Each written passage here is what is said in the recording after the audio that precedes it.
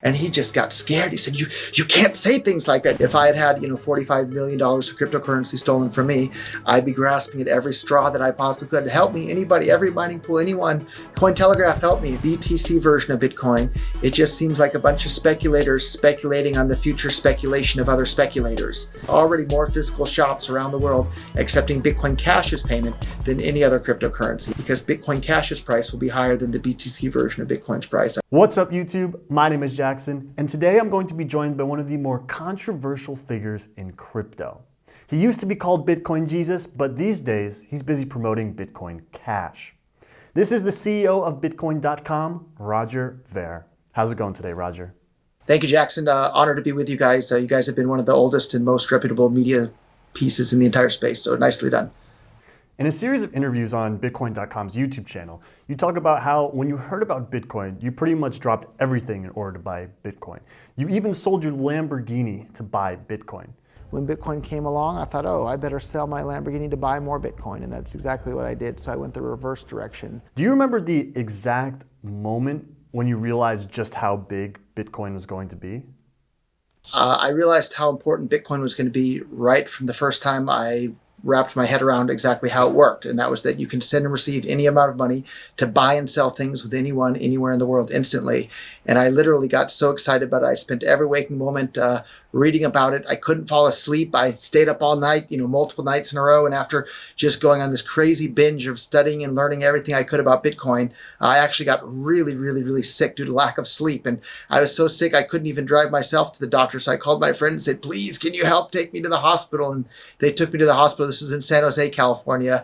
And the doctor gave me some sort of a sedative or something. And then I slept for maybe 18 hours straight or something like that. And then woke up again feeling a bit more refreshed, but right back to Bitcoin every day, all day. And if you go and watch my early videos too, you'll be able to see just how passionate I was about people being able to use Bitcoin to buy and sell things with people all over the world. And that's the same thing I'm still so excited about today. Awesome. So for those of you who don't know, Roger actually spent about 10 months in jail in the US for selling firecrackers, correct? Right. So I bought firecrackers on one website and then resold them on eBay to people all over the country. And if they had had Bitcoin around at that time, I would have gladly accepted Bitcoin for payment. But this was back in the days where people actually had to send physical money orders in the mail for most of the orders on eBay. So they'd go to the post office, buy a money order, and then ship that in the mail, because this was before PayPal, before Bitcoin, before much of any of that sort of stuff. So in the YouTube series on Bitcoin.com, you talk about how your time in jail actually helped you to recognize the opportunity that Bitcoin presented. So these things that have utility and these other characteristics naturally become used as money within the prison. And people are buying and selling everything using these things as money. And so when Bitcoin came along, I knew that people were going to start using it as money. Could you just explain that connection a little bit more between Bitcoin and your time in jail? Sure. So before I went to prison, I'd spent a lot of time studying economics books, and particularly the origin of money and how something comes to be used as money.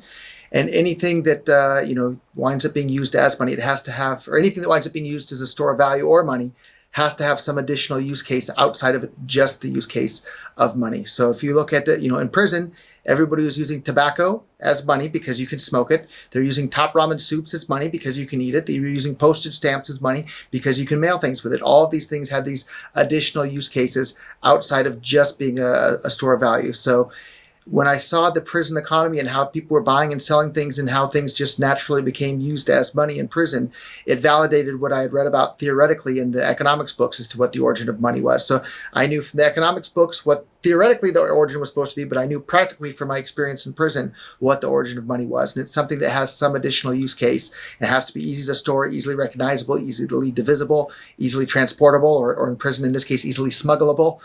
So all of these things led to those particular things being useful as good money. And when I heard about Bitcoin for the first time, I knew that people were going to start using it as money to buy and sell things. There was absolutely no doubt in my mind. And because the supply was limited, I knew as more and more people started to use it as money, the price would go up over time. So the first step was to buy some Bitcoin. The next step was to help build the infrastructure to make it even more usable for people to pay each other and buy and sell things over the internet or in person. That's really interesting. So what you're saying is that what you saw in the prison economy sort of confirmed what you were reading in the books at that time. Is that correct?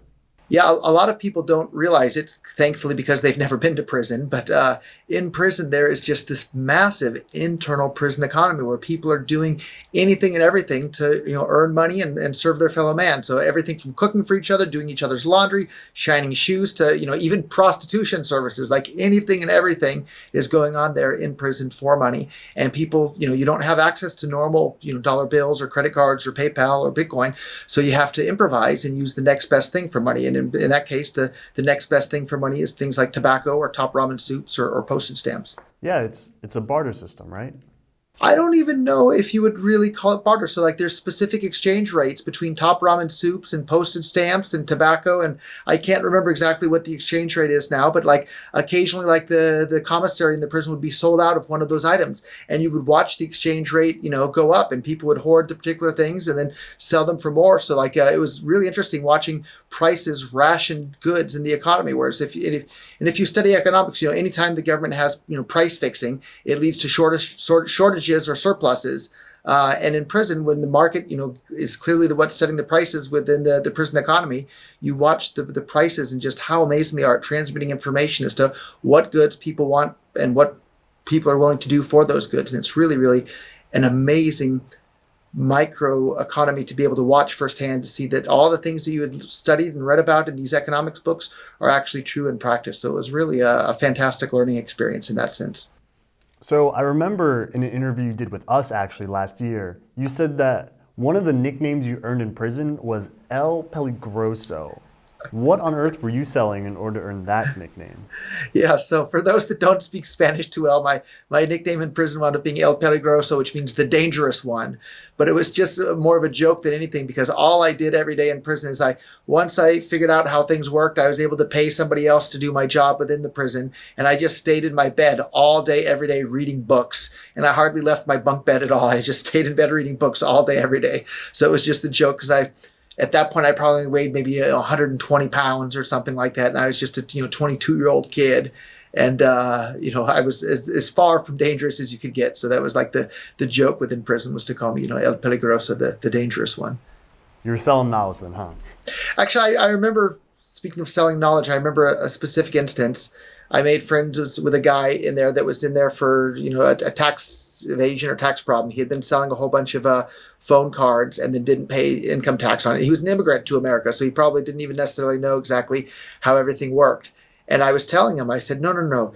You served a bunch of customers who had a product that you wanted to buy. You sold them phone cards that they wanted to buy. They paid you money they wanted to buy.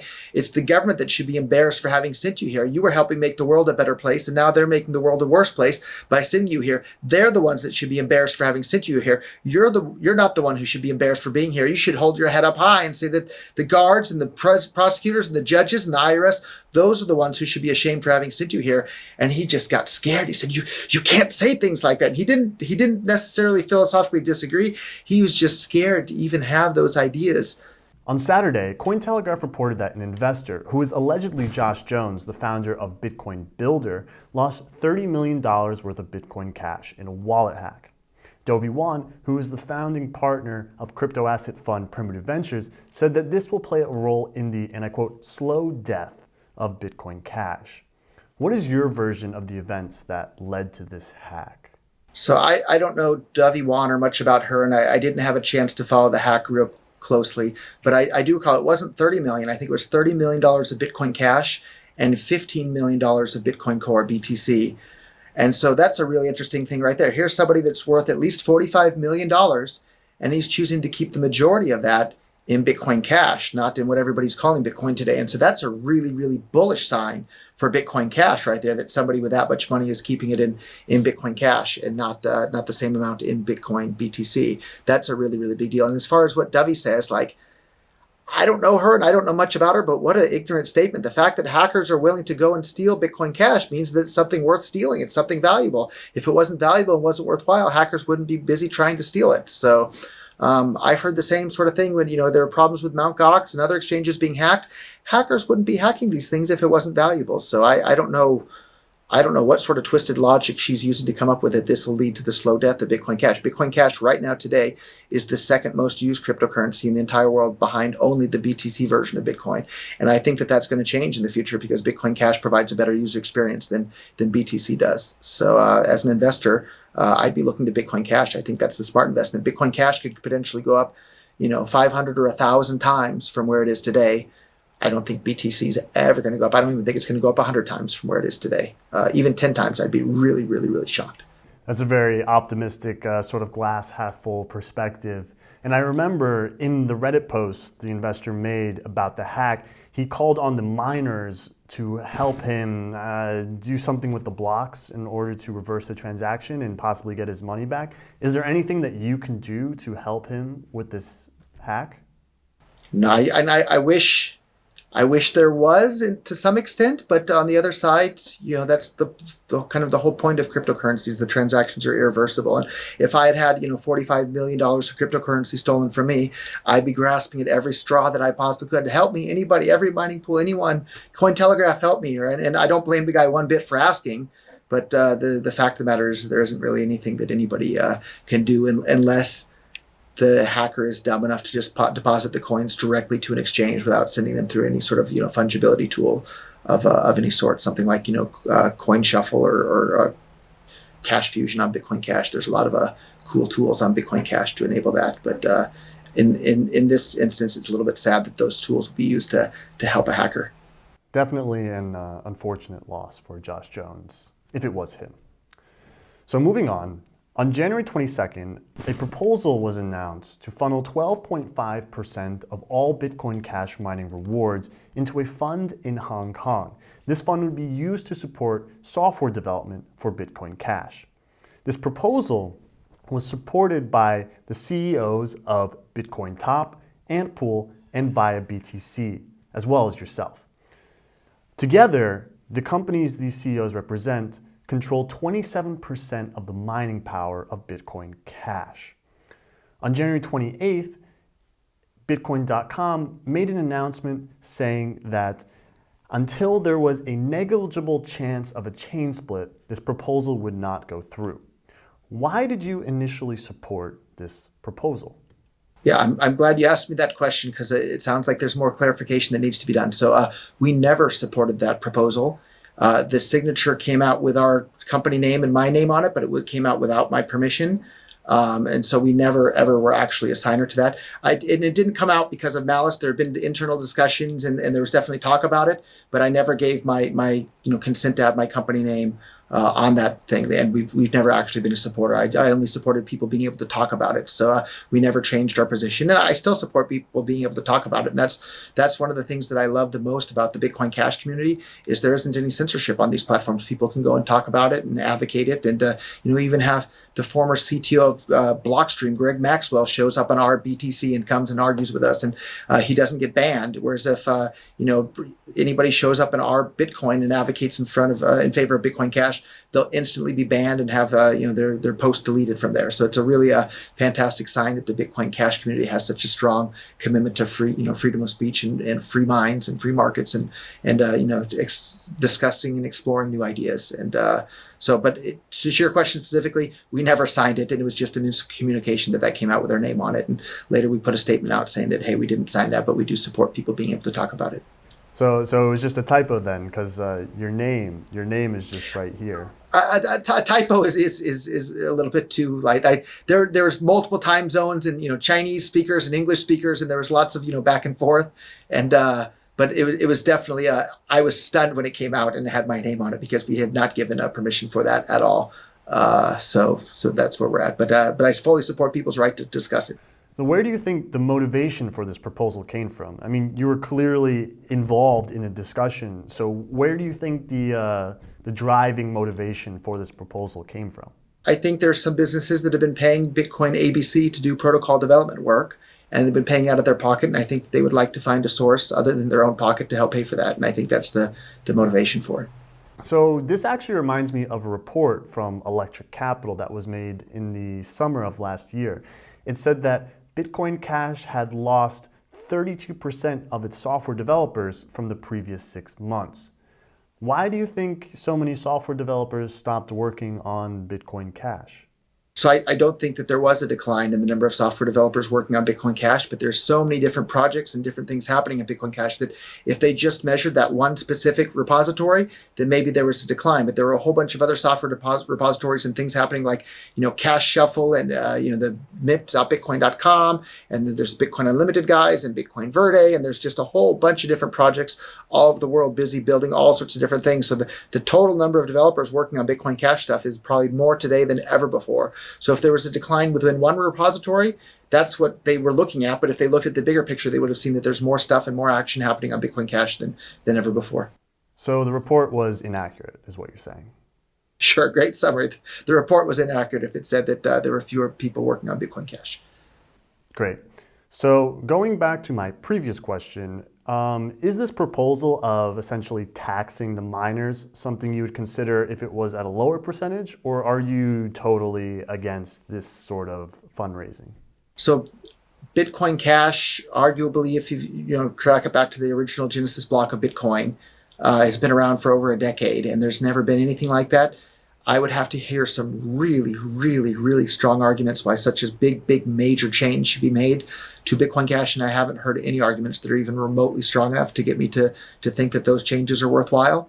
But I try and keep an open mind to all sorts of different things, and I'm happy to hear new arguments that might come forward. But at this point, I don't see any reason to change the way in which Bitcoin Cash is funded. And if I look at what happened to the BTC version of Bitcoin, I think the reason it went off the rails is that the developers had too much money, right? There were $100 plus million of external money from traditional banks and traditional finance companies came into BTC to fund protocol developers, and then they destroyed the entire project and made it so it was no longer usable in commerce as money. So from my point of view, that was the problem with Bitcoin and why it went off the rails. And I don't want to see the same thing happen to Bitcoin Cash. And so for those reasons, I'm not really a fan of the miner tax. Isn't really the right word, but it's the most concise, simple word. So I'm not really a fan of the mining tax. Got it. So as I'm sure you know, Bitcoin Cash's price has just about doubled since the beginning of the year. This must be exciting for you. Sure, I like it, but I rarely check the price. For me, the really important thing is the underlying utility, right? What can people actually use this for in their lives to make their lives better and easier and more convenient? And then the price is just a side effect of that. So if you can make it super useful for people to, buy things on Amazon at 20% off using purse.io or making their own token and sending that around the world or doing who knows what else with it, that's a good thing. And then the side effect of that is that the price goes up. So do you have any targets where you say, okay, if we get to here, then we'll see more mass adoption, or if we get to here, then we'll see less volatility? Or do you strictly see price as an effect of the utility and increased utility of Bitcoin Cash? Well, there's also people speculating on the future utility. And from my point of view today, the BTC version of Bitcoin, it just seems like a bunch of speculators speculating on the future speculation of other speculators. And that isn't a game that I want to play or get involved in. Whereas Bitcoin Cash, I think the speculators are speculating on the future usefulness of Bitcoin Cash in commerce for real people in the world to do real things. And there's already more physical shops around the world accepting Bitcoin Cash as payment than any other cryptocurrency. And I think that that's a really big sign of things to come. And I remember in 2011 when Bitcoin went from less than $1 to $30 in the course of a month or two. And then over the next year or so, it dropped all the way down from $30 down to less than $2, right? So big drop, more than 90% drop. And some people were feeling discouraged, but no, I could see all the stuff that people were building and all the tools and all the infrastructure that was being created. And I knew that Bitcoin was going to start being used by more people than ever before, and that the price was going to go up because of that. And I see the exact same thing happening with Bitcoin Cash right now. There's so much infrastructure and so much activity. Cash Fusion is amazing. If people haven't looked into Cash Fusion yet, it's fantastic. It's going to make Bitcoin Cash just as private in the same ballpark of privacy level as something like a Monero or a Zcash. It's really a big deal. There's more than 10 million wallets have been created with the Bitcoin.com wallet now. That's a really big deal. Bitcoin.com has all of its money in resources focused on Bitcoin Cash. There's a $200 million Bitcoin Cash ecosystem fund that's starting to be deployed. And this is a really big deal.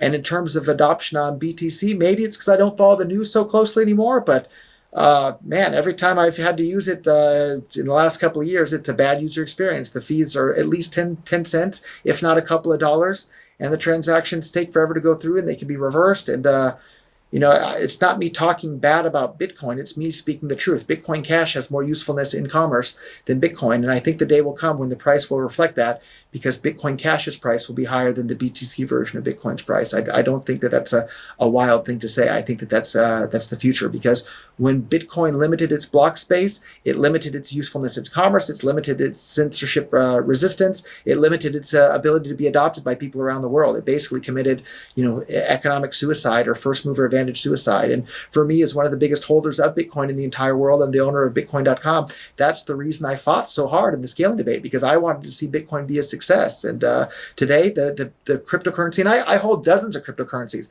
I'm not a Bitcoin Cash maximalist. I hold everything.